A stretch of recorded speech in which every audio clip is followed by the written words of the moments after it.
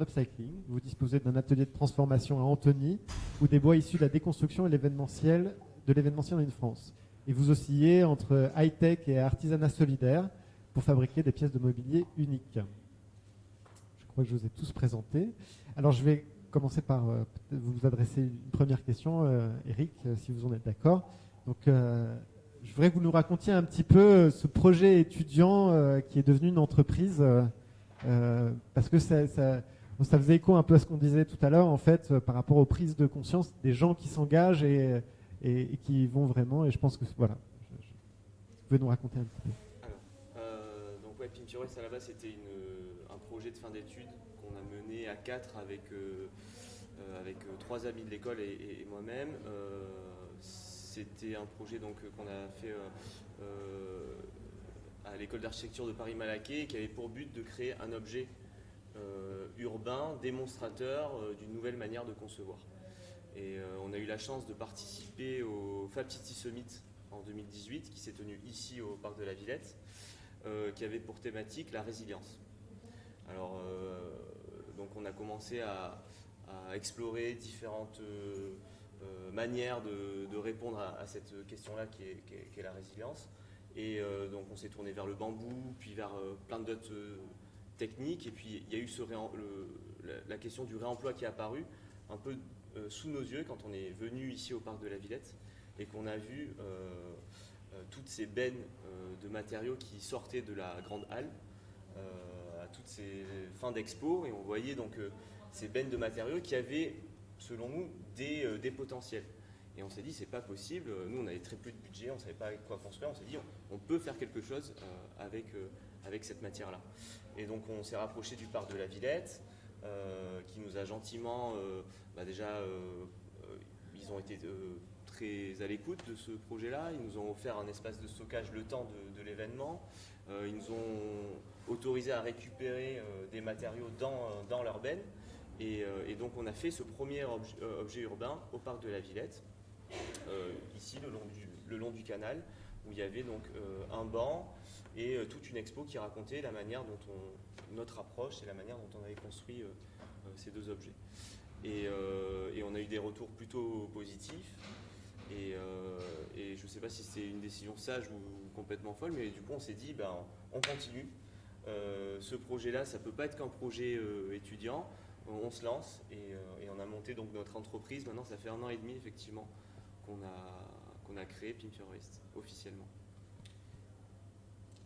Anaïs, un peu la même question. Je l'ai un peu dit en introduction, mais tu peux nous dire ce qui vous a amené à créer les récupérables? Ça a été à un moment donné où je ne pouvais plus. Donc mon rôle au sein de la Petite Roquette, donc ressourcerie pionnière à Paris, c'était d'aller choper les pépites. Donc une ressourcerie est un lieu sur un territoire donné qui trie, collecte et remet en vente à petit prix. Donc c'est de l'apport volontaire, de l'apport civil et citoyen. Donc c'est vraiment, voilà, c'est pas les entreprises, hein. Donc les personnes donnaient à peu près par jour 1 tonne. Donc ça me donnait un peu le vertige, 1 tonne au global, de façon donc, non écrémante, toute typologie de matière. Et il y avait un tiers qui était du vêtement, du textile. Et donc c'était génial, j'allais choper la petite veste Cacharel. Comme j'étais passée un peu par les fripes, j'avais eu une lecture plus facile du vêtement, des matières, des époques, des coupes, etc. Donc, et puis je rapportais tout ça dans une petite boutique dans le 11e qui était en train de se boboiser. Je vous parle de ça, je suis nulle avec les années, il y a 7-8 ans, quelque chose comme ça. Et tout le monde trouvait ça formidable. Et je répétais toute la journée, don't throw it away, because the way doesn't exist. Je trouvais ça fort bien. Et puis au bout d'un moment, je me suis dit, mais pourquoi il y a autant de vêtements en apport volontaire? Pourquoi il y a 10 kilos par habitant à Paris qui sont incinérés? Donc on ne parle pas de la phase relais quand on fait le geste et l'effort d'aller mettre dans les bennes. Je me disais, mais waouh, il y a vraiment un sujet. Et en fait, le sujet, je me suis dit, il vient d'où? Il vient de la surproduction et de la surconsommation. Après, l'œuf ou la poule, le système capitaliste, l'économie d'échelle faisant. Voilà, je me sentais un peu overwhelmed par tout ça. Et je me suis dit, bon, très bien. Donc, il y a une surconsommation. Donc il y a une surproduction. S'il y a une surproduction, ça veut dire qu'il y a trop de déchets, ça veut dire qu'il y a trop de production, et surtout, ça veut dire qu'il y a une dégradation de la qualité qui a été divisée par 3 dans les années 80 et encore par 3 dans les années 2000. Tout ça pour minimiser le coût marginal de production. Bref, le système, quoi. Donc après ma petite analyse, bercée par voilà, tout cet écosystème des ressourceries, je me suis dit, ok, donc il faudrait faire un produit de qualité avec des matières plutôt locales qui existent déjà, qui n'ont pas d'impact, et évidemment le faire en insertion en France pour être local. Donc j'ai coché toutes les cases. Après, les cases peuvent être des contraintes et voilà. Mais je suis restée dans mes cases encore aujourd'hui. 2015, c'est vraiment un état de projet. Hein. J'ai appris à des coups des vêtements, à me dire « Ah, ça a l'air compliqué quand même ». Même si mamie m'avait appris, voilà, c'est un métier. Donc je me suis dit très bien, je vais aller voir déjà ce qu'il y a en matière. Donc j'ai commencé à faire de la pièce unique avec des vêtements. C'était bien, mais c'était compliqué. Donc je prenais des manches, une veste en cuir et une veste en laine, je les inversais. J'avais une super nana qui faisait de la couture que j'avais pris en stage. Et elle me disait, mais t'es folle, on fait pas ça et tout. Je disais, bah, c'est très joli. Elle disait, oui, mais c'est techniquement pas possible. Donc il a bien fallu se former à ce métier technique. Et puis la pièce unique, je me suis bien rendu compte au bout de quelques mois, au bout d'un an, que ça allait être un peu complexe. Donc je me suis dit, mais c'est génial, il y a des tissus qui sont à plat et c'est du linge de maison, comme cette tapisserie par exemple. Et donc au départ, petite requête, après je suis allée voir toutes les ressourceries. Mais c'était compliqué parce qu'avec mon petit baluchon et logistiquement, aller voir toutes les ressourceries, c'était un peu complexe. Et après, je me suis dit, mais quelle est cette entité à qui on donne le textile dont on ne veut pas et tout ça. Et je me suis dit, il ne s'appellerait pas le relais. Donc, je suis allée voir le relais, Val-de-Seine, à Chanteloup-les-Vignes. Il faut toujours y aller, c'est un peu loin. Et donc, on y va avec nos petits bras, l'énergie, c'est la récréation des filles qui passent par chez nous en stage. Moi, j'y vais plus trop maintenant, malheureusement, même si c'est un peu ce que je préfère.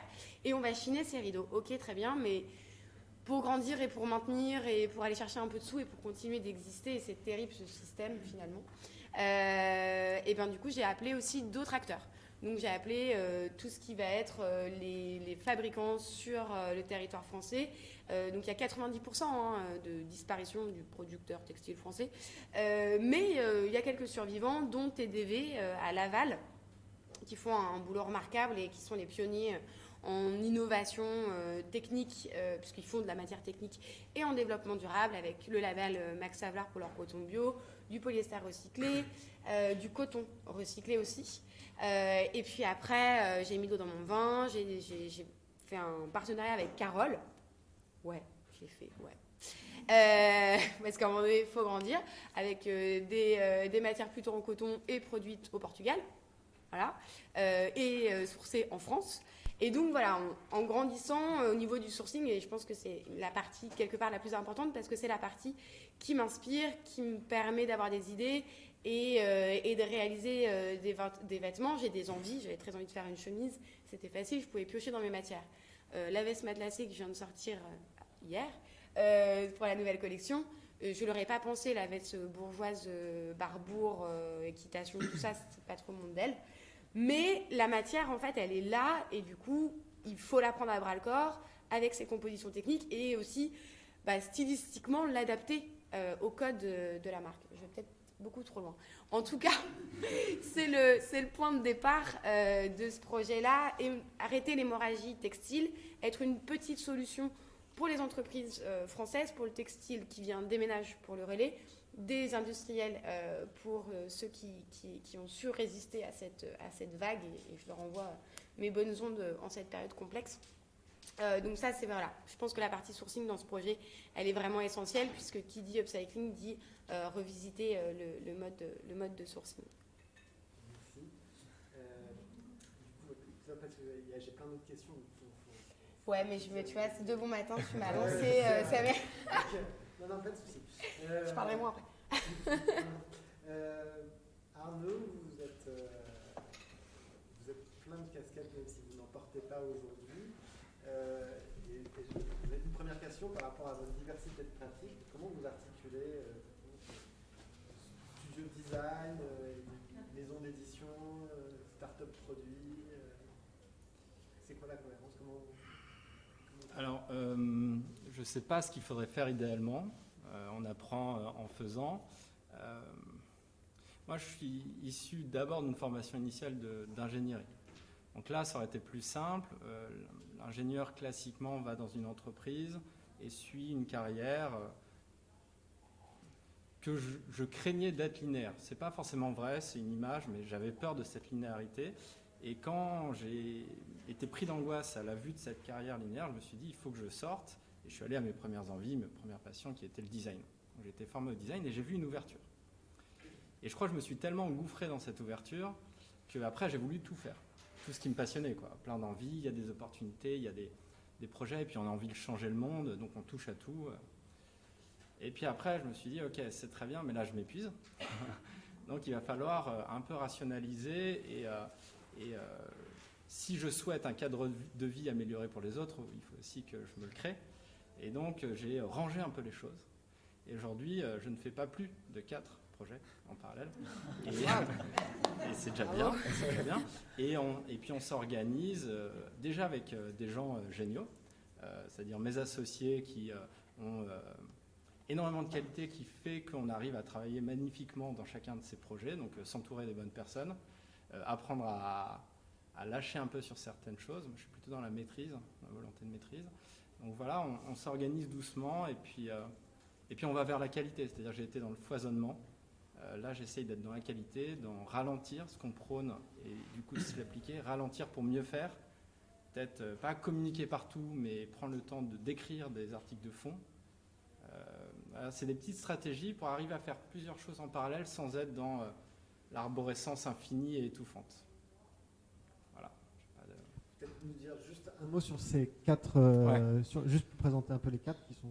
Ok, alors initialement il y a l'agence de design que j'ai créée avec Coralie Frick, agence de design qui touche à plusieurs choses aussi. À chaque fois vous allez voir, ça réouvre, hein. Je referme, ça réouvre. Plusieurs choses, donc on fait de l'objet en général, mais aussi bien de la chaussure que du sac, on en parlait, ou de l'espace public, mais toujours autour de nouveaux modes de vie. Comment on produit un mode de vie qui nous semble plus sain, plus vivable, plus souhaitable. Donc voilà, agence de design.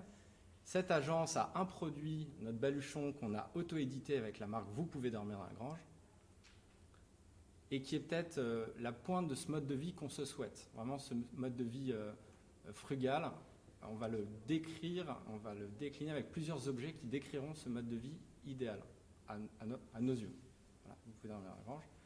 Et enfin, outil, c'est un objet numérique interactif, des petites briques, pour apprendre à manipuler la complexité, apprendre à jouer avec la notion de complexité, comme un Lego interactif, pour, voilà, vous voyez que la complexité, ça m'intéresse, donc comment on fait pour jouer avec, donc ces outils, et un programme pour aider à innover, voilà. Je ne sais pas si c'est clair. Merci. Et donc, une question pour vous, Marius. Première question, comment est né Minimum ? Et aussi, vous avez choisi de vous spécialiser dans un coproduit pour libérer le potentiel créatif de la matière. Et en vous plaçant entre un intermédiaire entre le déchet, du coup, qui n'en est plus un, et le designer. Voilà, est-ce que vous pouvez nous expliquer ce choix ? Ouais, mais ça n'a pas été le premier choix. Hein. Moi, je suis architecte de formation et on a cofondé le projet à l'école d'architecture de Versailles. Du coup, on était 4 aussi, donc on a un peu le même passif avec Eric. Et on s'est posé une question, en fait, face à la surproduction de déchets à l'échelle globale. On s'est dit comment l'architecture pourrait apporter un élément de réponse dans cette problématique-là. Et en fait, on a vraiment commencé d'une manière très naïve avec ce comment et on a décidé d'expérimenter. Donc on a commencé à faire les poubelles à l'école dans Versailles, à regarder un peu les déchets qu'on avait. On s'est rendu compte qu'il y avait quand même beaucoup de plastique. Et on a découvert aussi la communauté Precious Plastic à l'époque. On a vu qu'on pouvait le fondre dans notre four. Du coup, on a pris un four de cuisine dont on ne s'est plus resservi ensuite. Et on a commencé à fondre le plastique et on s'est rendu compte que ça faisait des trucs super beaux. Et après, on s'est dit, bon, il y a quand même un potentiel de transformation autour de ce truc-là. Et avec toujours cette démarche d'expérimentation, on s'est dit, tiens, comment on fait de cette matière-là un potentiel pour l'architecture. Donc on a cherché, on a essayé de faire des briques, on se disait ça va être structurel. Après, on s'est lancé à fond. On s'est dit qu'on allait faire un revêtement de sol, mais en fait, C'est pareil, il y avait des petites problématiques de dilatation qu'on ne maîtrisait pas totalement. Et on a vraiment décidé de se lancer en laissant tous les champs ouverts. Et progressivement, en fait, grâce au retour de toutes les personnes avec qui on travaillait, de tous les architectes, de tous les designers, de tous les scénographes et nous, de nos propres expérimentations, on s'est rendu compte qu'en fait, notre intervention, elle devait vraiment se spécialiser là où il n'y avait pas justement cette articulation. Donc, comment on passe du déchet à un matériau de construction, et en fait, choisir un matériau de construction, c'était finalement déjà se spécialiser, c'était déjà un autre métier que celui d'architecte. Et on s'est dit, en fait, on va essayer d'être presque architecte de la matière. Et qu'est-ce que c'est l'intervention minimale sur la matière qui ouvre un maximum de possibilités? C'est en fait prendre du plastique, on le chauffe, on le compresse, on en fait une plaque, et après on laisse aux gens la possibilité en fait d'imaginer et de concevoir en fonction de leur spécialité. Donc là aujourd'hui, par exemple, pour vous donner un exemple, on développe des sièges de gradins pour la prochaine piscine olympique. On n'est pas équipementier sportif, et on s'associe en fait avec un équipementier sportif, et nous on l'accompagne juste dans la définition de la matière dont il a besoin pour répondre à son cahier des charges, pour pouvoir sortir son produit avec lui. Et donc ça a été difficile parce que en tant qu'architecte aussi, on veut concevoir, maîtriser, aller jusqu'au bout, et on s'est rendu compte au fur et à mesure, en rencontrant tout le monde, qu'en fait il y avait des savoir-faire incroyables partout, et qu'il ne fallait pas essayer de courir et d'essayer de faire tout à la fois. On s'est dit, on va se spécialiser. Donc là, on essaie de se considérer comme expert de transformation de déchets pour produire des plaques. Et donc aujourd'hui, on travaille avec le plastique. Et ce qu'on souhaite, c'est développer un protocole de développement produit, donc le produit, le coproduit, la plaque, à partir de déchets, que ce soit du plastique ou d'autres choses. Et l'objectif, c'est de proposer partout en France et en Europe un matériau qui soit sain, local, recyclé et recyclable. C'est pareil, c'est un truc qu'on n'avait pas au début. On se disait, il faut recycler, il faut que ça soit recyclable. C'était vachement focus produit. Et après, on s'est dit, mais attends, si on recycle pour empoisonner les gens qui utilisent notre matière, ça ne sert à rien de sauver le monde. Là, on est en train de se tuer en même temps. Et donc on s'est dit, le premier argument, ça va être que ce soit sain. Et après, au début, on ne savait pas trop où on se sourçait au niveau des déchets. C'était assez flou. On avait cette image des continents de déchets plastiques dans les océans. Et on pensait qu'il n'y avait pas de problématique du tout en France. On se disait, en France, on sait bien recycler, il n'y a pas de souci. On va aller chercher le plastique loin parce qu'il est là-bas, il est déjà sur les plages. Et un jour, il y a une personne qui nous a appelés. Elle nous fait, j'ai 800 tonnes de déchets, je fais recycleur, j'ai 800 tonnes de déchets et ça va être incinéré ou enfoui dans 3 semaines parce que j'ai pas le choix de m'en séparer. Et là, ça a été un gros choc pour nous. Et on s'est dit, mince, on s'embête à acheminer du plastique, on est persuadé que c'est cool. Et en fait, il y a un truc qui se passe juste à côté. Et on ne prend même pas l'occasion d'intervenir sur ce truc-là. Et donc, au sein, on a rajouté le local. Et on s'est dit que, un peu de la même démarche que ce qu'on avait fait au niveau de la spécialisation dans la transformation de plaques, on allait essayer de s'implanter localement pour pouvoir directement échanger avec les acteurs avec qui on allait travailler, et pour essayer de justement être le plus terre à terre possible et pas en fait se perdre dans un imaginaire du déchet, parce qu'en fait le déchet c'est vaste, on ne sait pas trop ce que c'est un déchet pour qui, dans quel contexte et autres. Et donc on a défini ce cadre local, et notre objectif c'est d'implanter maintenant des usines en périphérie de chaque ville pour pouvoir en fait se servir de la production des villes qui produit principalement beaucoup de déchets pour libérer un potentiel dans le secteur du design, de l'architecture en tant que construction. Merci. Alors du coup, ça c'était un peu pour vous présenter. Là maintenant, on a déjà pris beaucoup. Maintenant, là, le deuxième round, c'est un peu une question que j'adresse à quelqu'un, mais un peu dans l'idée que ça puisse peut-être vous faire réagir au sein du panel. Eric, moi, une des choses que je remarque et qui m'a beaucoup intéressé dans votre projet, je suis ouvert, c'est le mélange entre écolo, social et techno. C'est-à-dire que vous parlez d'objets robotisés, mais vous êtes en même temps, vous parlez d'entreprises humaines, vous travaillez avec des réfugiés, vous êtes travaillez sur l'inclusivité, et donc du coup un peu ce qui m'intéresse, mais en termes de c'est comment vous mobilisez votre créativité pour pousser les limites de réemploi en venant utiliser les ressources environnementales, sociales et technologiques pour faire cela. Alors c'est arrivé en plusieurs temps. La techno, c'est arrivé très tôt dans le projet parce que c'était dès notre projet étudiant qu'on avait cette envie-là de faire évoluer la pratique du réemploi.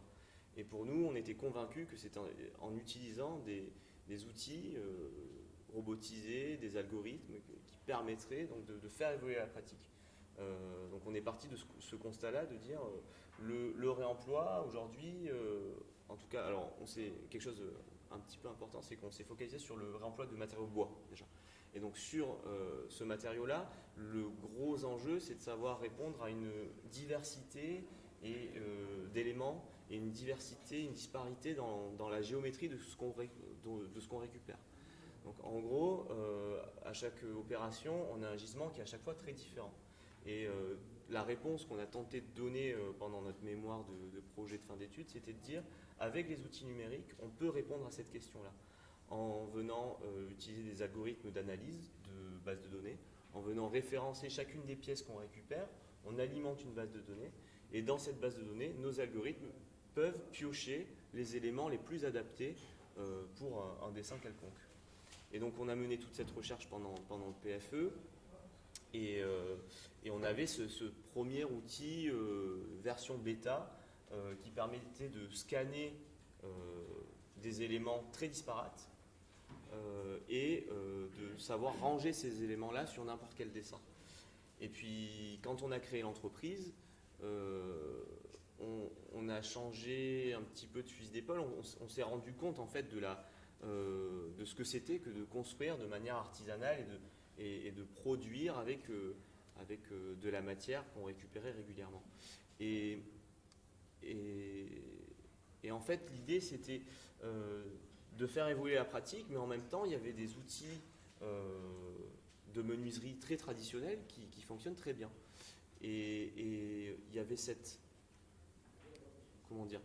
sensibilité que n'a pas l'algorithme, que l'humain, que la main de l'homme a, sur justement savoir sentir au toucher avec l'œil, voir le défaut d'une pièce. Et c'est là où l'humain en fait et l'homme a toute sa place. Et donc c'est là où en fait on s'est dit il faut remettre l'homme vraiment au centre du projet. Et donc il y a eu cette envie dès le début du projet, et c'est pour ça qu'aujourd'hui on est une entreprise de l'économie sociale et solidaire. C'est parce qu'on s'est engagé sur plusieurs points à faire un projet qui soit vertueux écologiquement, mais aussi à faire un projet qui soit inclusif. Et donc la place de l'homme là-dedans, elle est centrale. Et donc on s'est engagé à faire de l'insertion sociale, donc former des personnes qui ont envie de travailler, ont envie d'apprendre un métier, et les former justement au métier du bois. Ça, c'était quelque chose de très important et qui l'est toujours aujourd'hui. Et aujourd'hui, ça fonctionne plutôt bien parce que donc on a 2 menuisiers qui viennent former 4 personnes qui sont réfugiés politiques, et c'est leur premier job. Ils parlent très peu français, ils sont vraiment en phase d'alphabétisation, et c'est par le travail, par l'activité qu'on arrive à faire ce travail inclusif. Est-ce que vous avez la partie robotique, est-ce que là je sens que vous l'avez mis un petit peu de côté, est-ce qu'elle va revenir, est-ce que vous cherchez une alliance des deux Je pense que oui, l'alliance des deux, on l'a rêvé. Pendant un temps, là, on l'a un peu mis de côté, effectivement, parce qu'on était confronté à l'économie d'un projet d'entreprise. Avoir des robots, tout ça, ça demande beaucoup d'investissement. Mais là, on va avoir notre première machine qui va arriver, qui est une machine qui est assistée par ordinateur, qui permet de faire des découpes sur des panneaux et donc de valoriser tous ces panneaux d'événementiel qui partent à la benne et de les valoriser dans nos ateliers. Donc on va avoir notre première machine qu'on utilisait dans des ateliers partagés, mais qu'on va avoir maintenant à l'atelier. Donc on touche du doigt ce projet un peu utopique, et petit à petit on continue à développer ces algorithmes qui sont encore des versions bêta pour qu'elles soient plus intuitives. L'objectif plus tard, c'est d'offrir cet outil-là qui permet de répertorier, de savoir classer des déchets, entre guillemets, des déchets qui ont du potentiel. Donc c'est pas vraiment des déchets, c'est de la matière qui a qui a un vrai potentiel. Et de classer, de savoir optimiser cette matière-là dans n'importe quel projet. Mais c'est des choses qui prennent du temps et qui demandent aussi beaucoup de moyens matériels. Et ça prend du temps. Donc là, on parle de la créativité sous contrainte, et du coup, je me tourne vers Anaïs, parce que vous avez une versatilité de gisement quasiment infinie. Et ma question est de savoir comment on fait pour créer un produit clairement identifiable, une image de marque en upcycling, quand à chaque fois les matières sont différentes. C'est une bonne question. Je me la suis pas posée tout de suite, hein. Heureusement d'ailleurs. Sinon, on fait rien. C'était facile au départ, puisque j'utilisais que des rideaux et je suis passionnée d'imprimer. Et je vois que je suis pas la seule dans la salle à aimer les fleurs. Donc, c'était facile, il y avait des fleurs partout. Et puis après, quand il a fallu faire cohabiter les fleurs, les rayures et les bleus de travail, je me suis dit que ça allait être un peu la cacophonie, qu'il ne fallait pas tomber dans le stigmate de la récup, que moi j'adore, mais qui stylistiquement est ni très attrayant, ni très désirable en tant qu'objet de mode. Donc ça s'est construit de façon... ça prend du temps, hein, petit à petit. Et en fait, c'est les gens qui m'ont dit « Ah, c'est hyper récupérable ». Je me suis dit « Ok, c'est bon, je les ai là. » Ils ont compris. Et en fait, c'est la coupe. C'est-à-dire que cette jupe, elle existe en bleu que j'appelle Côte d'Azur mauvais goût années 70. C'est un bleu un peu criard. Mais elle existe aussi en bleu marine BCBG. Et elle existe aussi à rayures. Et en fait, tout simplement, on ne travaille pas trop sur ordinateur. InDesign et Photoshop sont devenus récemment mes amis, mais ça reste très récent. On pourrait avoir un patronage et puis faire comme tout le monde, glisser le print et puis avoir le rendu. Non, moi je me jette dedans et à chaque sortie de collection, c'est un peu la surprise. À force, on est habitué, la tapisserie, elle va tenir, l'autre, il va un peu s'affaisser. Et donc, en fait, c'est simplement des coupes qui sont assez graphiques. Donc, la jupe trapèze, c'est très facile. C'est un petit objet de mode répété et assez simple. Mais après, il fallait quand même avoir une espèce d'identité de marque. Comment on fait quand on n'a pas fait d'école de mode? Et juste, ce que j'avais comme bagage de mode, c'est avoir dit à ma mère, quand j'avais 2 ans, je vais m'habiller toute seule et me changer 15 fois par jour jusqu'à mes 25 ans. Et j'avais pas grand-chose à part ça. Et puis les fripes, et puis l'envie, quoi. J'avais une copine qui m'avait dit « T'inquiète, l'envie, c'est le talent ». Je lui ai dit « Ok, je prends ça ». Et donc, j'ai commencé à faire des vêtements, puis comme je savais pas trop les faire, et puis la copine qui cousait, je lui disais « Tu fais ça comme ça ?»« Ah non, là, tu rajoutes une épingle. » Ah oui, d'accord. On faisait vachement de vestes kimono, parce que c'était plus facile. Il n'y avait pas de tête de manche, il n'y avait pas des plis. Là, ils ont vraiment râlé l'atelier pour ça, là. Donc, voilà, il y avait ça. Et puis, en fait, je partais de la matière. Comme je savais pas coudre et que je n'étais pas modéliste, et que la copine qui m'aidait et qui faisait un peu la couture, elle n'était pas non plus modéliste, je prenais les vêtements sur moi et puis je les épinglais et puis je disais « Ta-da-da, maintenant il faut faire ça ». Et en fait, après, j'ai lu que les Japonais, donc j'ai pas encore fait mon test ADN, mais je vais bientôt le faire parce que je pense être déjà japonaise quelque part, partent de la matière et ensuite en extrait l'idée, le dessin et le patronage. Et donc ça m'a vachement rassurée. Je me suis dit, voilà, c'est juste mes origines japonaises. Et donc, en fait, dans la collection, j'ai même mis une catégorie sur le nouveau site qui s'appelle kimono, parce qu'en fait, je fais que des kimonos. Donc, des kimbo, c'est un ovni, donc le kimono boléro, donc entre mes origines japonaises et mes vraies origines espagnoles, où j'ai fait un mix des deux. Et puis, c'était surtout une façon d'habiller la femme, c'est-à-dire que je disais, c'est dommage, elles ne savent pas que leur veste, elle est trop longue sur leur robe. Donc, moi, je l'ai coupée quand j'étais ado. Et puis là, je me suis dit, non, il faut créer ce petit objet qui va aller sur les robes, sur les combis et sur les tailles hautes. Et ça rallongera tout le monde. Sur la silhouette, ça fera 1/3, 2/3. C'est a priori mieux que l'inverse, quoi, que la mode me contredit un petit peu en ce moment. Et donc, voilà, ça a été vraiment de distribuer les kimonos un peu à toutes les sauces. Donc, il y en a quand même 3, 4, 5 qui reviennent de temps en temps. Et puis en fait, les robes, elles s'inspirent aussi du kimono. Et puis en fait, il y a toujours les mêmes volumes, etc. Donc, pour répondre à ta question de façon synthétique, c'est la coupe. Mais j'ai dû l'analyser moi-même. Et voilà. Et après, j'avais une super modiste qui m'a dit ça s'appelle des systèmes. Elle avait fait Charles Savard, elle. Donc, je dis des systèmes. Et donc, les systèmes sont simplement des codes qu'on retrouve. Donc, par exemple, toutes les créations, la sexy combi, la combi dandy, ont toutes des décolletés assez plongeants avec des angles. Et donc la chemise, bon, bah, je n'allais pas faire un angle ici, donc j'ai reproduit un angle ici. Et il y a une autre composante, c'est que j'aime porter des vêtements de 3 façons différentes, soit dans son vêtement, soit dans son identité, enfin, dans sa matière propre, soit dans la façon de l'associer. Et donc du coup, cette chemise, elle se porte Mao avec un bouton, elle se porte mode voilà, designer, et elle se porte années 40. Et donc elle est conçue pour. Donc voilà, c'est 3 façons de la porter, coupe et origine japonaise. Merci beaucoup. Arnaud, vous, c'est un peu différent. Parce que vous avez commencé d'abord par concevoir en upcycling, avant de vous tourner vers l'éco-conception, pour votre sac qui s'adapte avec les contenus et qui se positionne comme hors des fonctions spécialisées. Est-ce que vous pouvez nous en dire plus sur cette transition et le choix de valoriser la polyvalence des usages ?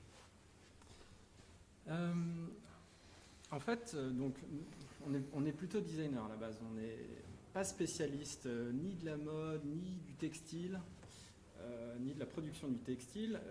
Et on dessine des objets en fonction d'usages, de situations qu'on veut voir exister. Et notre premier produit auto-édité, c'est donc un baluchon qui est exposé là-bas sur le mannequin. Un sac qui change de taille, qui était l'idée originale de Coralie, de dire et si je n'avais qu'un seul sac pour toutes les situations, comment je ferais ? Elle a cherché, elle a prototypé, elle a produit une besace assez évidente, dont le volume grandit en un seul geste. Il n'y a pas de mécanique compliquée, c'est vraiment très simple, ça grandit. Et puis ensemble, on l'a retravaillé. La forme n'était pas idéale en termes d'élégance, c'était très très pratique, mais ça pendouillait un peu. On pouvait travailler à chose, faire quelques compromis sur les volumes, mais le rendre plus simple à porter tous les jours. Donc ça, c'était la volonté. Avoir ce délire, ce rêve de je suis tout seul, j'ai mon sac et j'irai où je voudrais, toujours dans l'idée de rayonner, quoi. À droite, à gauche, rencontrer les uns et les autres, voilà. Aller en vacances en même temps que je travaille. Enfin, c'est vraiment cette liberté absolue. Ok, et après, comment on fait pour produire ? Et c'est là qu'on a découvert qu'il y avait des fins de rouleau de grandes marques, de grandes maisons auxquelles on pouvait avoir accès sans forcément acheter les 300 mètres de tissu que les producteurs de tissu demandent en général. Donc 300 mètres, si vous avez un tissu à 20 €, ça fait déjà 6 000 € hors taxe à sortir. Si vous voulez 3 couleurs, déjà 18 000 € hors taxe à sortir, sans parler de la production, les frais. Donc quand on démarre, quand on a plutôt un business de service et qu'on se lance dans la production et qu'on ne veut pas d'actionnaire parce qu'on veut rester assez libre, pas évident. Donc ces tissus de très bonne qualité sont accessibles à un moindre coût et on a une belle qualité, c'est de l'upcycling. Donc c'est pas tant par conviction écologique que par possibilité de faire de la bonne qualité à un coût acceptable en petite série. Et on a fait ça et on a fait plein de collections comme ça. Plein de baluchons changeants avec différents motifs de bonne qualité et c'était passionnant. Sauf que c'est devenu épuisant parce qu'à côté on avait d'autres activités et qu'on voulait pouvoir développer d'autres objets parce qu'on a d'autres objets à développer pour montrer qu'il y a un mode de vie au-delà du sac, un mode de vie. On voulait pouvoir être sûr du comportement du tissu dans la durée parce que notre objet c'est un objet qu'on garde. Quand on chine ces tissus, on n'est jamais sûr de comment il va se comporter. Ok, c'est une belle qualité, mais entre les mailles, les épaisseurs, les comportements à la lumière, aux UV, qu'est-ce qui se passe ? Globalement, on a eu de la chance, mais il y a eu quelques ratés, très peu, mais quelques ratés. Et puis on voulait le tissu idéal, c'est-à-dire le tissu léger, élégant, résistant, pas trop lourd, bien produit dans de belles conditions. On n'en savait rien quand on trouvait les tissus, on ne pouvait pas savoir comment il était produit. Qu'est-ce qui se cachait derrière ? Donc, il fallait pouvoir gratter. Et parmi tous ces tissus récupérés, on a trouvé un producteur, Scholler, en Suisse, qui fait un travail formidable sur la qualité, sur les modes de production. On est allé chez eux, on a été magnifiquement accueillis alors qu'on était tout petits. On leur a commandé 300 mètres, enfin non, 600 mètres. Bon. Et on a trouvé le tissu idéal pour notre baluchon. Et donc on est resté sur cette ligne pour la qualité. Enfin, c'est vraiment une approche de qualité qui est au centre. Qualité sur plusieurs points. Voilà, point. Et pourquoi, donc ça c'est après c'est plutôt sur l'intention de design, pourquoi valoriser cette polyvalence des usages ? Pourquoi c'était important de plutôt, alors je ne sais pas si c'est l'assise mort, je ne sais pas si c'est votre devise ou Enfin, Alors, bon, on comprend en faisant, en fait. On est guidé, tu parlais d'envie, on est guidé par l'envie de faire, et après on analyse, on essaye de comprendre ce qu'on essaye de créer comme monde ou comme univers. Ce qu'on voit aujourd'hui dans nos envies, c'est que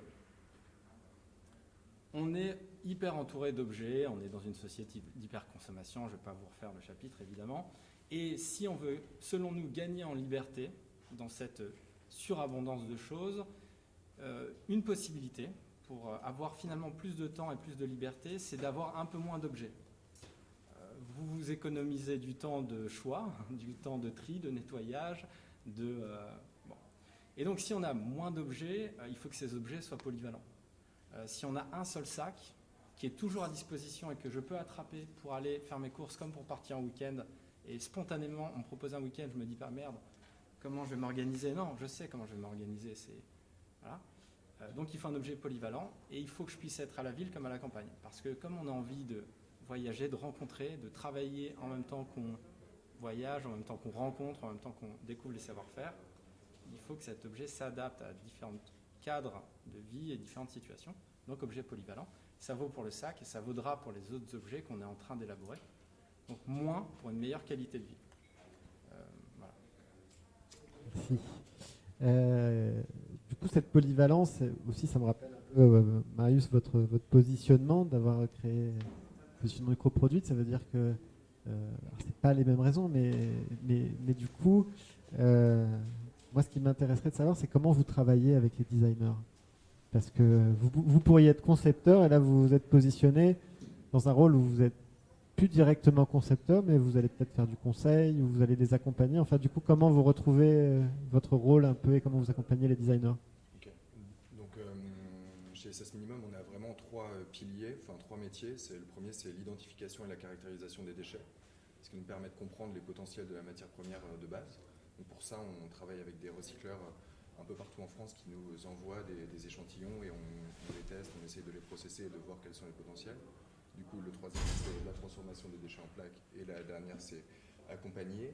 Et en fait, ce que je disais tout à l'heure par rapport au sein local recyclé, recyclable, déjà se concentrer là-dessus, c'est notre geste d'architecte et de designer, dans le sens où en fait, on induit une certaine direction et après, peu importe ce que la personne va faire avec, en fait, elle va correspondre à cette vision, à ces quatre piliers qui sont les plus importants pour nous. Et donc dans ce sens-là, c'est beaucoup plus simple de laisser la matière s'exprimer et de laisser les gens aussi faire ce qu'ils veulent avec le matériau. Là, il y a une lampe qui est donc réalisée par Bouture. Le noir, c'est du pavé. Il y a des différents objets de design. Et nous, finalement, notre intervention au niveau du design, elle va se faire donc d'abord sur le respect de ces trois éléments qui nous assurent qu'on est cohérent par rapport à la vision. Et après, ça va être l'échange parce que à partir du moment où on s'inscrit dans un process d'économie circulaire, il y a plein d'acteurs en jeu, tout le monde est interconnecté, chacun essaie de bien définir son champ et son domaine d'expertise. Et ça évoque la curiosité aussi des gens avec qui on travaille. Et on parle des designers, mais finalement, les designers, ils interviennent aussi au niveau des recycleurs. Et quand on reçoit en fait des casiers qui sont issus de caisses pour ranger les œufs, en fait, c'est du orange ultra pétant.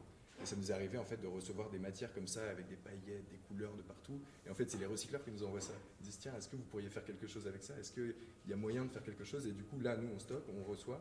Et puis après, quand on a des designers qui arrivent, et ben, ils se servent de la créativité des personnes qui sont au début de la chaîne ou à la fin, en fait, parce que c'est vraiment une boucle, pour pouvoir justement orienter le choix dans le design. Donc, finalement, c'est vraiment un dialogue entre tout le monde. Et nous, ce qu'on essaye de faire, c'est en fonction des demandes, de se positionner à un endroit ou à un autre, en respectant les trois domaines d'expertise que j'ai dit tout à l'heure, et en s'assurant que c'est local, c'est recyclé et c'est recyclable. Mais est-ce que vous avez une collection ou de pavés? Est-ce qu'il y a une collection de plaques ou est-ce que c'est aussi versatile? Parce que là, j'imagine ce blanc-là, il est un peu particulier. Quand vous recevez des gisements, est-ce que du coup, vous éditez un catalogue ou est-ce que c'est à chaque fois vous savez que lui veut travailler avec telle couleur et du coup vous allez chercher le recycleur. Mais ça rejoint la question que tu posais tout à l'heure au niveau de comment faire du standard à partir de l'aléatoire. Et au début, on disait oui à tout. Donc c'était personnalisation à l'infini, on fait ce que vous voulez. Sauf que ça demande énormément d'énergie, c'est super challengeant à réaliser. Et assez rapidement, on s'est rendu compte que, pour respecter ces 4 points, il fallait faire des compromis. C'est toujours la même chose, essayer de faire des compromis et choisir ses combats. Et donc on a essayé de se concentrer sur ce qui était le plus demandé. Donc en fait, ça a été au début une démarche très ouverte. Et ensuite, on s'est arrêté, on s'est posé, on s'est dit tiens, le noir est très demandé, le blanc est très demandé. Et donc on va se concentrer là-dessus pour pouvoir améliorer la qualité et permettre autre chose que le changement des couleurs, parce qu'il n'y a pas que ça, il y a aussi la manière dont le plastique va se travailler. En fonction des types de plastique, ça va être différent. Et donc dans cette optique-là, on a développé des collections. En fait, chaque année, on va sortir des collections avec différents aspects, différentes couleurs et différentes histoires. Le blanc, là, c'est issu de bouteilles de shampoing et de chutes d'emballage de l'industrie pharmaceutique. Après, on a un aspect qui est gris, qui est 100% bouteille de lait. Et à chaque fois, en fait, en fonction des demandes qu'on a et de ce qui peut le plus plaire, on se concentre, on choisit quatre textures et puis pendant un an, on les déploie. Alors j'ai une question et après on va vous donner la parole pour que vous puissiez également leur poser des questions.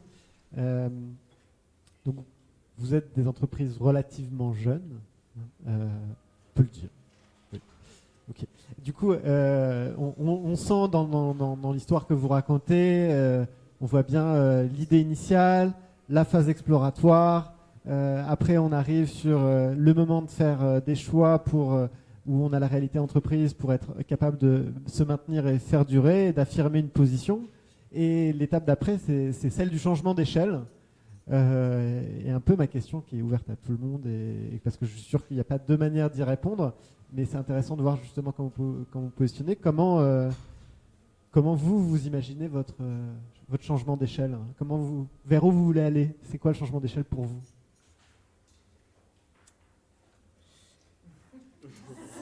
Peut-être qu'il n'y a pas de changement d'échelle. Moi, j'ai pas de réponse, mais une réflexion constante sur comment on fait pour passer à l'échelle supérieure. Alors, ce qui est marrant, c'est que quand on est ingénieur, on est formé à travailler dans les grandes entreprises. On s'imagine que la seule réalité qui vaut le coup, c'est celle des grandes structures, quoi. Et donc très vite, on aborde des projets de petite échelle avec des réflexes de grande échelle en se disant déjà comment je vais faire la logistique, comment je vais calculer mes stocks, mes machins. Ce qui est contre-productif au début. Au début, il faut se démerder, il faut se dépatouiller. La question, c'est pas encore la logistique, c'est déjà de trouver le bon fabricant, la bonne matière, de faire des tests, de les mettre entre les mains des gens. Donc, voilà. Une fois que le projet grandit, ces questions d'organisation peuvent réapparaître et sont intéressantes. Aujourd'hui, moi, je ne sais pas comment on va faire, donc c'est bien, avec 4 projets, je vais pouvoir peut-être expérimenter quelque chose en discussion aussi avec les envies de mes associés, c'est-à-dire de quelle échelle on a envie pour notre projet, comment on veut vivre la chose.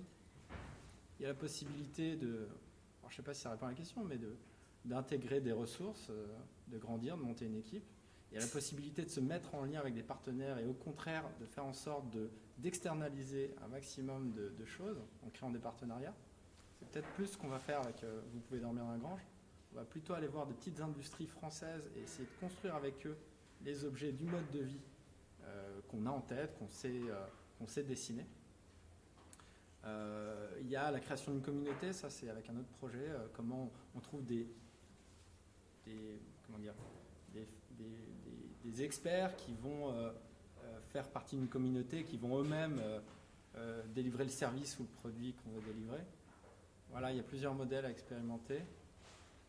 Moi, je crois que j'ai envie de liberté, je l'ai déjà dit. Donc après, voilà, il faut voir comment les structures ne viennent pas trop lourdes et écrasantes et ne nous empêchent pas de continuer à faire des projets, à construire le petit monde qui nous fait rêver, quoi. Moi, parce qu'en discutant, en préparant cette rencontre, moi, ce que j'ai trouvé intéressant, c'est... alors, avec un copain ici, on appelle ça le coucou design. Le coucou design. Okay. C'est-à-dire qu'en fait, c'est comment en fait, on vient s'intégrer. Alors, le coucou, il vient prendre le nid des autres et pour grandir. D'accord. C'est un animal un peu particulier, mais donc du coup, c'est de se dire qu'on a des industries locales qui sont qui ont un appareil qui continue à produire, mais en fait qui sont à la recherche de sens. Et vous, à travers votre pratique, il me semblait que du coup, vous êtes porteur d'un mode de vivre et d'une façon d'envisager la production, et que du coup, c'est une manière de revenir dans un appareil industriel pour redonner du sens. C'est ce qu'on aimerait bien faire. C'est ce qu'on va commencer à mettre en œuvre, oui. Après, on verra quelle réception il y a. Est-ce que ces petites industries vont entendre qu'il y a un mode de vie, un dessin qu'on peut apporter et elles ont les outils et les savoir-faire pour les réaliser. Ça, on va voir à la rencontre. Aujourd'hui, on a été plutôt en porteur de l'édition. On a géré la production et là, on va plutôt s'intégrer comme le coucou. Ouais, c'est un peu le souhait. On va voir. Et rester en France, parce que pour nous, c'est à la fois en tant que designer, je pense que c'est important pour nous qu'autour de nous, dans le territoire dans lequel on travaille, il y ait encore des savoir-faire manuels. On peut pas, si tout est hyper loin, on ne peut pas travailler avec les savoir-faire et explorer avec eux. Donc il y a ça. Après, il y a des questions de réindustrialisation en France qui m'intéressent à l'échelle plus grande. Nous, c'est pas nous qui allons faire ça, mais on peut montrer, inverser la tendance, montrer que c'est cool de produire et consommer en France, c'est-à-dire un coût qui est très différent du coût habituel. Quand on voit le coût de production, il est quand même très différent même du Portugal, évidemment de l'Asie. Enfin, c'est quand on se plonge dedans à quel point on voit qu'il y a une différence.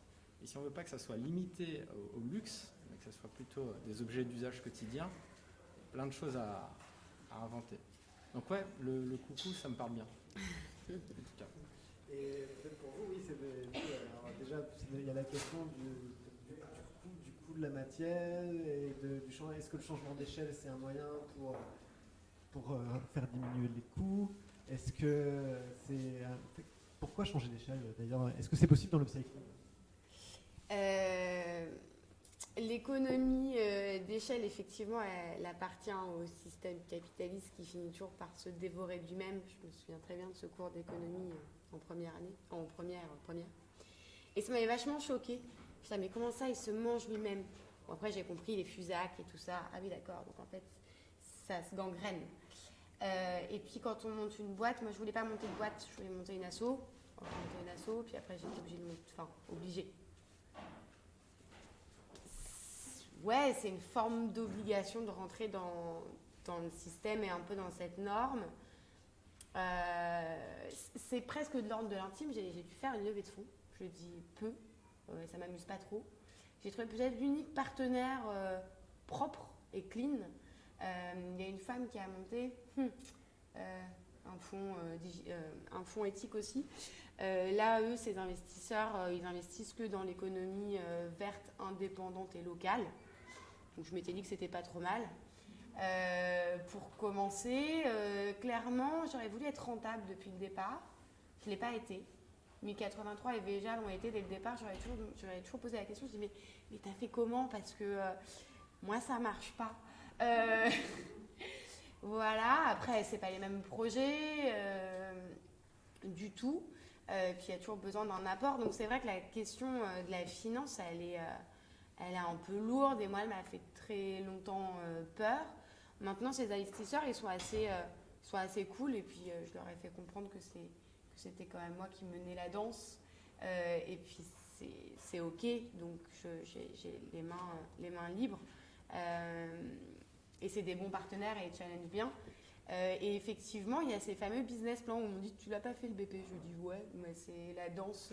Tu sais, il y a l'oiseau du paradis, la bleue, qui fait dans le thème des oiseaux, qui fait la danse comme ça. Puis après qui dit ah je t'ai perdu. Évidemment, on présente un BP qu'on va jamais réaliser. Donc ça, je pense qu'ils s'en doutaient un peu, personne n'est dupe. Mais après, il faut quand même grandir. Et je me suis dit mais pourquoi grandir en fait? Moi, j'aimerais bien rester. Donc on a une super boutique à Barbès, etc. Mais en fait, 3 salaires chargés, et ben c'est le chiffre d'affaires de la boîte. Là, je me suis dit, waouh, mais alors moi, j'aimerais bien quand même qu'on soit un peu plus. Et donc, en fait, il y a un moment donné où le rond ne rentre pas dans le carré. Et effectivement, il y a ces coûts de Made in France. Alors, on pourrait penser que l'insertion, c'est moins cher. Ben non. Et puis surtout, l'upcycling, ça peut être moins cher. Oui, mais non, parce qu'en fait, il faut stocker. Et puis, en fait, il y a un coût logistique. Et puis, On ne fait pas au Portugal. Et donc, à un moment donné, je ne sais pas si c'est concret tout ce que je vous raconte et je vous livre un peu 4 sur table ce à quoi je me retrouve confrontée. Il faut améliorer la marge et il faut vendre plus de créations pour arriver au break-even et donc à ce fameux point d'équilibre pour pouvoir embaucher et pour pouvoir grandir.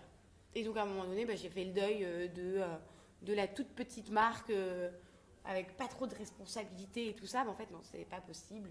Ou en tout cas pas dans le modèle économique que j'ai choisi, ou plutôt celui qui m'a choisi. Et donc c'est un carcan que j'aurais bien aimé faire sauter. Mais pour l'instant, c'est pas possible. Donc, le développement à 5 ans,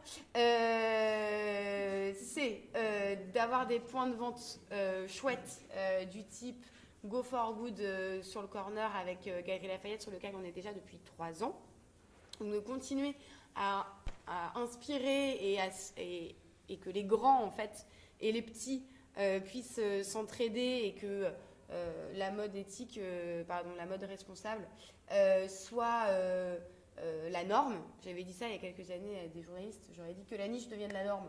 Bon, on y est presque, entre greenwashing et sincérité, pour certains. Et puis après, le rêve, c'est de faire du local. Et donc de développer le modèle économique des récupérables, à savoir sourcing, production, distribution, au local dans différents pays. Voilà. Et pour l'instant, on s'accorde un écart à travailler avec le Japon. Voilà, parce que... Exactement. Voilà. Et d'ouvrir une deuxième boutique à Marseille. Voilà, comme tout le monde. J'ai habité à Marseille, je me suis dit, tiens, c'est pas mal d'avoir... je raconte ma life.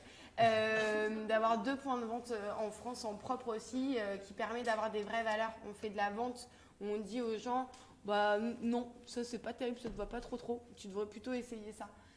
C'est aussi toute une pratique. Là, on avait une embrouille ce matin d'une nana qui disait mais vous me tutoyez? On dit ouais, en fait on tutoie les gens. Donc c'est aussi une façon d'approcher le commerce de détail, puisqu'on a une boutique à Barbès, d'une façon différente, en plus à Barbès, et aussi dans la communication et de créer un vrai maillage et de ne pas avoir une frontière consommateur-créateur. Et nous, on sait, et vous achetez. La démarche, elle n'est pas du tout là-dedans, c'est être à l'écoute. Bien sûr, c'est moi qui design, mais j'écoute beaucoup et d'avoir cette boutique bureau-atelier, mélange tout, on est petit, ça permet aussi d'avoir une porosité et de rester en lien et de jamais être déconnecté en fait de la réalité et des principales intéressés. Je vais te poser une question pas facile. Ça marche. Comme tu as plein de formules, je suis sûr que ça marche. Ouais. Si tu répliquais ton modèle dans une autre partie du monde où tu ne pourrais pas être, comment tu ferais? Comment on retrouverait la marque? Sur quoi elle tiendrait? C'est ça le problème, c'est qu'il faudrait me cloner. Non, parce qu'en fait, tu vois, Anaïs, elle s'appelle aussi Anaïs, elle est la responsable de la boutique. Elle est cette façon de penser frugale, bienveillant, etc. Donc en fait, je pense que des traits de caractère que j'ai voulu donner à la marque, il y a beaucoup de personnes et on reçoit des témoignages incroyables tous les jours auxquels je ne peux pas répondre. Je vous embarque. Ok, cool. Où j'aurais envie d'embarquer plein de gens, mais je vous ai raconté ces histoires d'emploi et de cash. Voilà. Donc en fait, je pense que le modèle et la philosophie et ce côté très très rebelle de départ où on dit non, on produit rien, on va faire tout avec des rideaux et on fera tout en France et tout en insertion et ça sera comme ça. Ce côté un peu finalement fermé dans sa conviction. Je pense qu'aujourd'hui la prise de conscience, elle émane et c'est pas du tout un effet de mode parce qu'au départ on dit ouais ça doit être un effet de mode, machin, c'est la crise. Non, c'est pas du tout un effet de mode. Les gens s'ennuient, s'emmerdent. Moi, je me demande ce que les gens font dans les bureaux. J'ai l'impression tu me dis, mais c'est quoi, qu'est-ce qu'ils font toute la journée? Je comprends pas. Et en fait, quand je fais des conférences, on me dit, on est en quête de sens parce que nous, il y a la supply chain, la chaîne de valeur, tout ce qu'on veut. Nous, on fait 2%. Je leur dis, oh là là, ça va être terrible, quoi. Et voilà, et je pense que c'est pour ça qu'on est designer et qu'on est en quête de sens et qu'on pousse des projets à l'intérieur de ces gens qui ont des vies type un tout petit peu plus classiques. Et donc, je pense que des ADW et des Clara qui bossent avec moi et qui ont la NIAC et tout ça, elle est l'ingénieure. Et ben, il y en a plein et du coup, on se ferait des visios et tout ça et puis on donnerait la philosophie. Puis après, c'est aux gens de se l'approprier, de la transformer, de la mettre en matière et de la distribuer avec son cœur. Ok, merci. Et dans le bois alors toi Marius, tu nous en as déjà un petit peu parlé de quelle était un petit peu votre vision. Est-ce que tu peux peut-être commencer par nous dire un peu, parce que vous êtes dans une vraie phase d'industrialisation, me semble-t-il.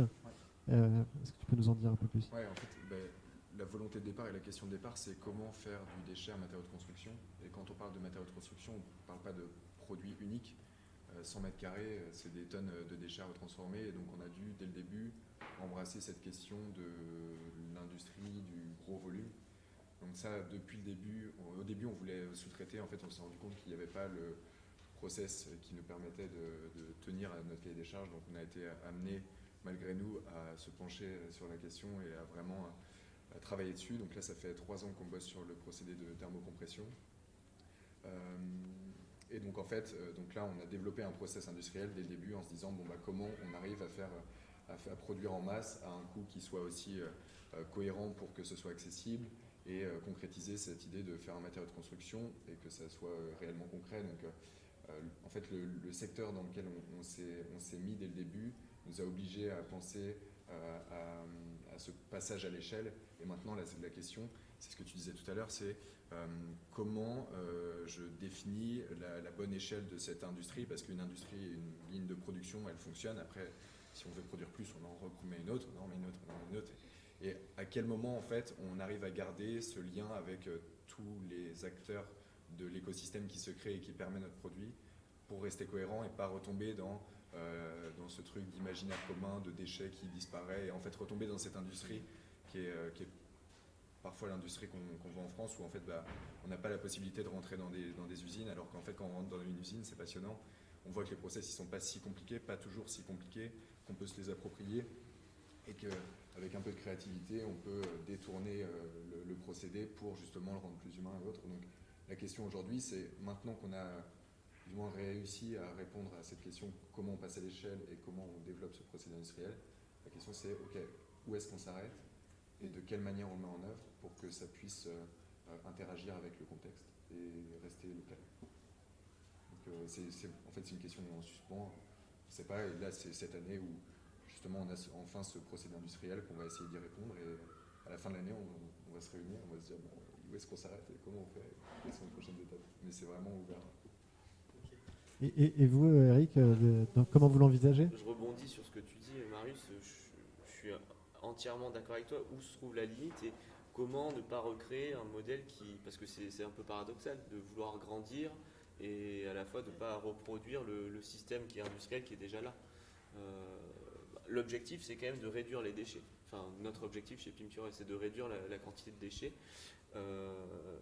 Et à la fois, grossir, c'est aussi produire du déchet. Donc, c'est une question on est un peu tiraillé. Alors, comment nous, on voit si tout se passe bien dans 10 ans, le développement à plus grande échelle?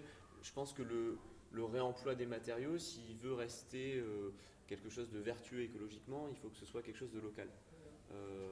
Et donc, déployer ça à grande échelle, ça voudrait dire quoi? Ça voudrait dire faire des micro-économies locales un peu partout. Et moi, c'est comme ça que je verrai Pimture si tout se passe bien, et je nous le souhaite, et à tout le monde, c'est de faire des micro-économies locales un peu partout, ici à Paris, demain à Bordeaux, je dis n'importe quoi, mais où la matière bordelaise qui est produite, enfin le déchet bordelais reste sur Bordeaux et ne vient pas sur Paris, par exemple. Enfin, voilà, et développer ces micro-économies locales. C'est comme ça que j'aimerais voir le réemploi. Si je peux ajouter quelque chose, je pense qu'on a changé aussi un peu de rêve avec mon associé Coralie. C'est-à-dire qu'au départ, on se disait, on a une marque, donc pour prouver qu'on existe et que c'est cool, il faut vendre beaucoup. Il faut vendre des baluchons, il faut en vendre à l'appel, et ça serait bien d'en vendre suffisamment pour embaucher, quoi. Bon, sachant qu'on est ce qu'on est et qu'on est plutôt designer, on n'avait pas les atouts pour faire ça. Par contre, on a les atouts pour concevoir d'autres produits dans d'autres domaines. Parce qu'en fait, là où on est bon, c'est qu'on arrive à arriver dans un domaine qu'on ne connaît pas et produire un objet nouveau. Et c'est ça qu'on a envie de faire. Faire de la vaisselle, faire de l'habitat. On est en train de réfléchir à de l'habitat. Et donc on s'est dit, mais finalement, est-ce qu'on a besoin de vendre beaucoup ou est-ce qu'on a besoin d'avoir les moyens de faire ces autres objets, ces autres projets qui nous passionnent? Et alors, c'est pas complètement décorrélé, hein, mais le focus est complètement différent. La façon de l'aborder, la façon de le construire est complètement différente. Et finalement, c'est ça. C'est plutôt d'avoir les moyens de faire ces autres objets pour expliquer et construire ce mode de vie qu'on se souhaite. Parce que quand on fait les objets, comme ça, on a un super sac, bientôt un super habitat, bientôt une super vaisselle, pour nous-mêmes et pour les autres. Donc voilà, c'est une façon de prendre le projet différemment. Il se trouve qu'on a d'autres activités à côté qui nous font vivre aussi. Donc on a une stratégie un peu mixte entre l'édition et le service à côté sur l'accompagnement aux entreprises vers la transformation. Donc on expérimente, on a les mains dans le cambouis et après on peut aussi raconter ça et on a un outil pour montrer comment on fait, pour inventer, pour innover, pour transformer. Voilà. Je ne sais pas si ça alimente, mais je crois qu'on a changé un peu d'état d'esprit. On a humblement accepté qu'on n'allait pas être une grande marque. Pour ceux qui étaient là à la première table ronde, c'est donc c'est un investissement dans des formes immatérielles, dans les savoir-faire et dans la manière dont les savoir-faire que vous créez autour de la matière sont valorisés et permettent de développer de nouvelles choses. Ouais. Et je vais maintenant voir si dans le public il y a des gens qui veulent poser des questions. Alors, hop, nous plongeons le micro dans son bain stérilisant. Voilà, c'est bon, il est stérile.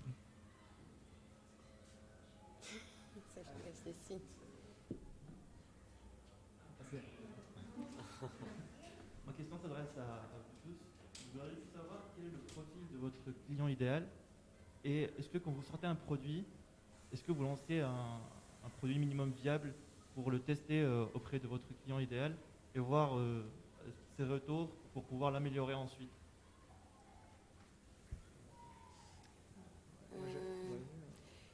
Alors en B2C, pour ma part, c'est un peu la surprise, la production. Comme on fait de l'upcycling, on ne peut pas produire. Il y a à peu près 14 modèles, mais il y a 7 à 20 références de matière. Donc si on devait faire un test pour chaque, ça ne serait pas possible et ça coûterait trop cher. Et on le demande notamment pour les shootings. Et c'est l'enfer pour les ateliers. Et généralement, ils ne sont pas contents. Et la production, après, elle prend du retard et tout ça parce qu'on est quand même sur des schémas de prod à la Fordiste. Donc voilà, séquencé. Et donc, on ne peut pas arrêter une chaîne de prod. Donc, c'est très complexe. Du coup, j'ai pris le parti pris de savoir et d'imaginer et de se projeter et de prendre des risques et de faire face à un éventuel raté. Alors, ça n'arrive quasiment pas. Par contre, la complexité, c'est que quand on change la matière, c'est comme si on changeait un peu le produit. Cette chemise, elle est très floue, elle est très fluide, etc. Les autres en rideau, elles vont être un peu plus cartonnées, elles restent agréables à porter, mais c'est un risque qu'on prend parce qu'en fait, techniquement et financièrement et avec les outils de production qu'on a actuellement et du fait de l'upcycling, on n'a pas vraiment le choix. Et en fait, je trouve ça assez intéressant d'ailleurs et c'est un peu la surprise. Après, pour les guides de taille, c'est un peu compliqué et pour leur rendu, etc. Est-ce que j'ai répondu à la question ? Le profil, voilà, c'est ça qui me semblait avoir omis. Le profil, en fait, j'essaye de le... On me posait la question il y a des années, franchement, j'en étais absolument incapable de le savoir. Quand on voit les noms, on rigole parfois parce que les gens ont des noms fabuleux. Après, c'est mettre un peu les gens dans des cases et j'ai vraiment du mal avec ça, mais c'est un effort qu'on est obligé de faire. Je pense qu'on a 2 types de personnes et 2 portes d'entrée chez les récupérables. Il y a vraiment des personnes qui viennent pour l'engagement de la marque, pour le Made in France, pour le social, pour le local, pour l'upcycling, et d'autres qui viennent vraiment pour le design. Et je pense qu'au départ, quand on a lancé la campagne Ulule il y a 3 ans, les gens venaient vraiment pour le projet, pour l'impact environnemental et social. Je pense qu'il y avait vraiment de ça. Et évidemment, les coupes étaient un peu sympas et tout ça. Aujourd'hui, je pense qu'il y a, ça s'est un peu mélangé. Donc, les deuxièmes, ils arrivent par la porte du design et parce qu'en fait, ils trouvent que les fringues, elles sont cool et qu'ils peuvent les porter au quotidien et dans des événements un peu particuliers de leur vie, type mariage, plus trop, mais voilà, ça va venir. Voilà, et donc, en fait, on s'est rendu compte qu'il y avait beaucoup de médecins, mais il y avait aussi beaucoup d'infirmières. Et on s'est dit, mais un médecin, souvent une médecin et une infirmière, elles n'ont pas le même salaire. Comment elles se démerdent pour acheter chez nous avec un produit qui coûte certes moins cher que Sandromage, Petit Pierre-Lot, Cotoir des Cotonniers, qui est un tout petit peu en dessous, mais qui est quand même un coût. Et on s'est interrogé là-dessus, et moi, ça me pose question. J'aimerais bien que ça sort à 125. Moi, je m'étais dit 90, c'est nickel. Bon, bah, ça marche pas. Ça marche pas quand on fait les additions à la fin, c'est pas possible. Et donc, je me demande voilà, comment elles font, et je pense que c'est là où les convictions arrivent, et de se dire, bah, en fait, je vais pas en acheter 3, je vais arrêter d'acheter chez H&M et je vais arrêter d'avoir de... Ah ouais, c'est passé dans mon langage courant. Je le dis à la radio, des fois, ça craint un peu, mais au moins, ils sont courants. Et en fait, c'est acheter 3 fois moins, et c'est ce qu'on souhaite. Moi, je me suis toujours habillée du coup en récup. Et parfois, quand ça bloque un peu, et je leur dis, ça appartient à chacun. Et puis l'argent, c'est hyper personnel. Et puis voilà, en plus, c'est crise économique maintenant, mais enfin, encore plus qu'avant. Et donc, c'est consommer 3 fois moins. Et puis se dire, bah voilà, je peux acheter une fringue en fripe, d'autres en seconde main sur une plateforme. Donc plutôt responsable avec le relais, Emmaüs, etc. Et puis de temps en temps sur le Vinted parce que j'ai vendu des trucs et que j'avais besoin de peu de cash. Et en fait, c'est un peu la cuisine de chacun, mais je pense sincèrement qu'avec le moins mais mieux, on peut s'en sortir et finalement être à l'équilibre. Et nos grands-mères disaient, en tout cas la mienne, on n'a pas les moyens d'acheter bon marché. Et c'est vrai, quelque chose qui va durer plus longtemps. Finalement, la fast fashion, avec son obsolescence programmée, elle ne nous vend ni du rêve, ni de la durabilité, encore moins de la durabilité au sens environnemental. Et donc, du coup, le profil, il est assez mixte. Alors, excuse-moi de te couper. Non, je t'en prie. C'est qu'il nous reste 3 minutes, et donc je voudrais prendre une dernière question là-haut. Alors, excuse-moi, Trine. Comme ça, vous êtes retranscrite sur les internets.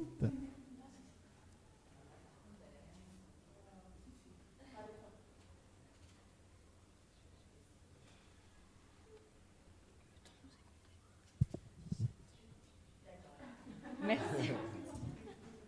Alors voilà, moi j'ai une marque responsable d'accessoires qui est fabriquée dans le Sud, par contre qui soutient des artisans des pays du Sud et qui est totalement en matière recyclée. Et je viens d'arriver à Paris, par contre je connais énormément de marques similaires qui font de très belles choses et j'ai vraiment vu beaucoup s'éteindre toute seule avec de formidables designs, de très beaux projets pour des raisons de distribution.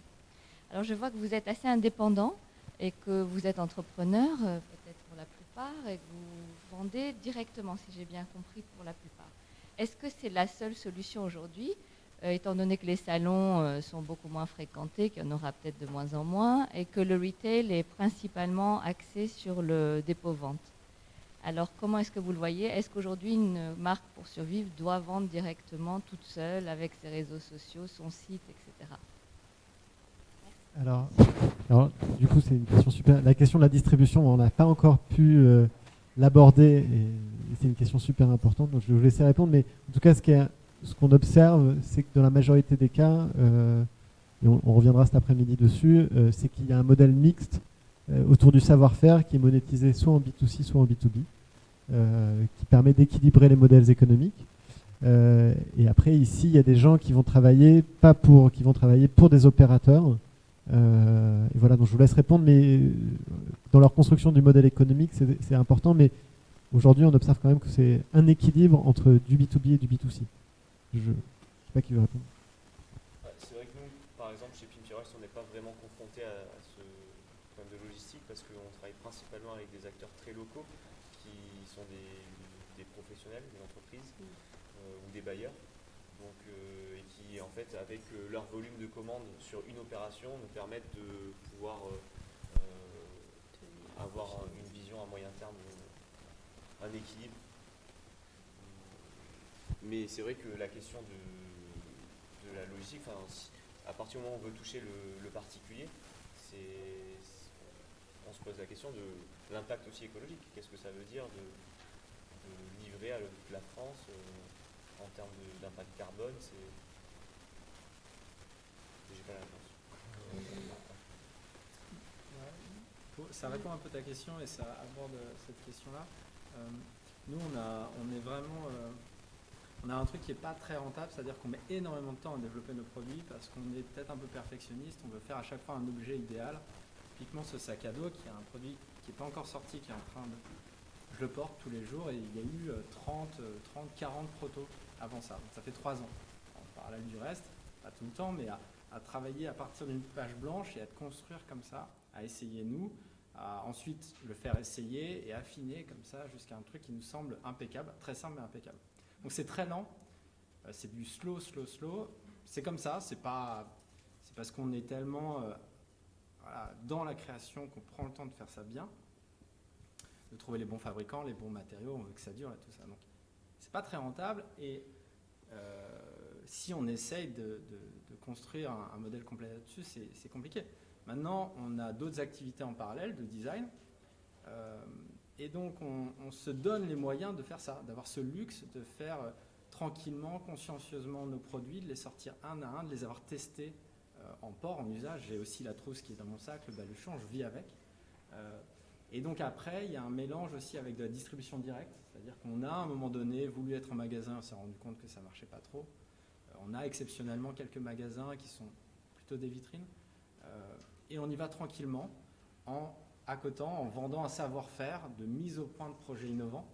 Alors comme c'est innovant, on ne sait pas comment ça va réagir et c'est pour ça qu'on a besoin aussi de tester, de faire porter. Chaque fois c'est nouveau, donc il faut voir comment ça vit. Donc voilà, lenteur et allègement de la structure et essayer d'être en direct dans la vente, avec un prix suffisant pour la qualité et en même temps pas exorbitant pour que ça soit d'un usage quotidien. Enfin, ouais, pour rebondir, c'est vrai que c'est complexe. Pour répondre à ta question, nous, on a seulement 3 revendeurs. Donc, les Galeries Lafayette, avant, c'était Haussmann. Après, pendant le Covid, finalement, ça a été Nantes et Lyon. On n'a pas su pourquoi. Et puis, parce que c'est des grosses machines. Et c'est vrai, quand on se retrouve confronté aux grosses machines, tout est très lourd, quoi. Il manquait une feuille de papier de soie, ils nous ont demandé 160 €. Bon, je les ai appelés 3 fois pour leur expliquer que j'allais venir la mettre moi-même, la feuille de papier de soie. Mais en même temps, c'est leur process et il faut rentrer dans le truc. Et quand on est petit, c'est difficile de parler au gros. Et c'est effectivement 70%, 2,5 de marge. Donc effectivement, c'est colossal. Et nous, notre modèle économique, il n'est pas basé sur la distribution. Et en même temps, on a besoin, comme tu disais Arnaud, d'avoir des vitrines et d'avoir des relais et d'avoir des gens qui mettent des coups de tampon et qui disent « Hey, eux, ils sont géniaux ». Donc c'est un peu compliqué. Donc on est distribué chez Veja, chez CC, chez Centre Commercial, donc la boutique des fondateurs de Veja dans le Marais. Dans le Marais, pas du tout, rue de Marseille, Canal Saint-Martin, à côté de chez Prune. Et donc dans des très petites quantités. Pour simplement plébisciter, encourager, faire partie d'une famille, avoir ce fameux coup de tampon qui dit qualité, éco-responsable, etc. Et puis après, c'est vrai que la question s'est posée pour le développer sur d'autres boutiques. Et en fait, la stratégie qu'on essaye de développer, mais là avec le Covid c'est un peu complexe, c'est d'avoir juste des vitrines, donc une à Bordeaux, une à Lyon, et de ne pas en avoir trop. Et puis que les gens se disent « Ah mais tiens, je connais ma taille, j'ai compris la marque, j'ai compris un peu le concept, on m'a bien expliqué, je peux aller sur le web. » Et effectivement, après se pose la question de l'emballage. Donc, pour l'instant, on n'a que des choses en recyclé. On essaye de travailler même sur un emballage boomerang. C'est un projet qui est en train d'être développé sur le modèle du sac jaune qui s'appelle je ne sais plus comment, Repack. Et donc, mais oui, mais alors à qui on fait payer les frais de port? Donc on fait payer les frais de port et puis le consommateur à la fin on lui dit bah voilà l'édition, boum. Donc c'est voilà, c'est pas évident, mais effectivement on essaye nous de se développer de plus en plus sur le digital et un tout petit peu en boutique et puis dans nos boutiques en propre. Et là c'est plus pour des histoires de rencontres et de philosophie et voilà de voir ce que ça de ce que ça donne en termes d'énergie aussi, en termes d'émulsion et en termes d'écoute. Comme ce que je disais tout à l'heure, mais c'est pas du tout évident. Et effectivement, avec toutes les petites boutiques aussi qui ferment et toujours le grand commerce, même s'il y a plein d'initiatives, et je l'espère pour les petits centres-villes de province qui sont en train de se développer et d'essayer de reprendre un souffle. J'espère que ça prendra forme. Espoir. Je vous remercie pour toutes ces interventions. Et malheureusement, je dois refermer cette table ronde. Sans toutefois nouvellement vous remercier et puis dire un petit mot sur votre actualité ou ce que j'en ai compris, du coup, si je me trompe. J'ai bien compris qu'il y avait une nouvelle collection qui allait être incessamment sous peu disponible, sur laquelle on allait pouvoir se ruer. Ça y est, elle est. Ça y est. Ça y est. Depuis ce matin. Là, c'est le lancement officiel ? Oui, on Ok. reçoit, ouais. Ok, Ça y est, c'est bon. tout est bon. Vous pouvez passer. Ok. Pour Team Pure West, vous avez 2 projets en cours avec la régie immobilière de la ville de Paris, dans lesquels on pourra bientôt découvrir vos créations. Vous pouvez dormir dans la grange. On a compris qu'il y avait sûrement un sac à dos qui allait venir bientôt, et je crois aussi une chaise longue. Ah, il y a une chaise longue, ouais. C'est vrai, j'avais oublié. Tout à fait. Et pour vous, minimum, ce qu'on vous souhaite, c'est une grande usine, c'est ça ? Ouais, à Pantin, toujours. À Pantin, au bout du canal, voilà. C'est possible de visiter. On aime bien recevoir les gens là-bas. Vous étiez dans le sud avant, non ? On était, oui. on a bougé un Ouais, peu partout. c'est ça, hein. Au début, on voulait sous-traiter, donc c'était pas le même.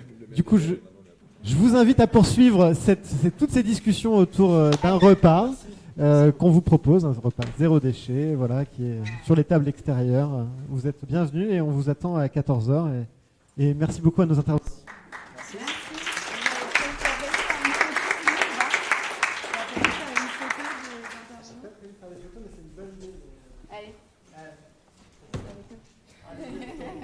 Les photographes de l'Internet, pouvez-vous nous prendre en photo ? C'est beau. Bah, C'est bien.